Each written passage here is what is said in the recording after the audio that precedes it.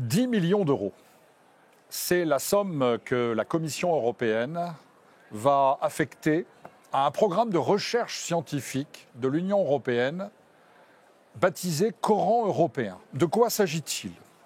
Eh bien, si je prends le texte exact, il s'agit, avec la collaboration d'une trentaine de professeurs d'université, de découvrir, je cite, comment le Coran a influencé la culture et la religion en Europe entre 1150 et 1850. On ajoute même, notre projet, 10 millions d'euros, repose sur la conviction que le Coran a joué un rôle important dans la formation de la diversité et de l'identité religieuse de l'Europe au Moyen Âge et au début des temps modernes. De qui se moque-t-on ? Il faut bien évidemment quelques rappels historiques. L'identité européenne s'est forgée au long des siècles, tout d'abord par l'extraordinaire berceau gréco-romain. Nous devons à l'Antiquité gréco-romaine la philosophie, la construction de l'État, la citoyenneté, la démocratie, l'architecture, les arts. Et indiscutablement, ce berceau gréco-romain est à la base de l'identité de notre continent.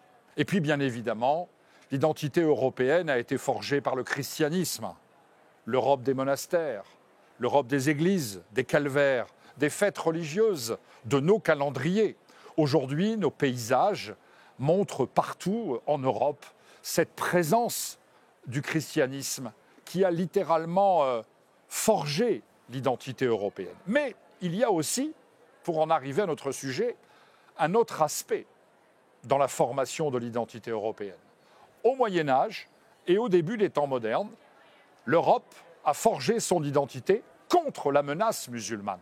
Bien évidemment, contre les invasions arabes au début du Moyen Âge, qui, on le sait, ont été très loin puisqu'elles ont envahi toute la péninsule ibérique.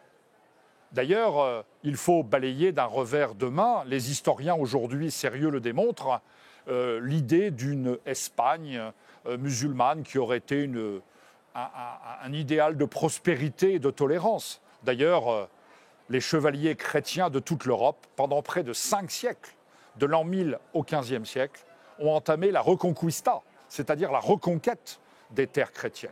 Et puis l'Europe a dû faire face, et elle s'est construite aussi, face aux invasions ottomanes, qui, bien évidemment, de la prise de Constantinople en 1453 au siège de Vienne en 1683, car les Ottomans font le siège de Vienne en 1683, eh bien, face à ces invasions ottomanes, l'Europe se construit, se forge. Alors que veut l'Union européenne ? L'Union européenne veut déconstruire notre histoire. Et l'Union européenne veut construire une autre histoire. Et pourquoi ?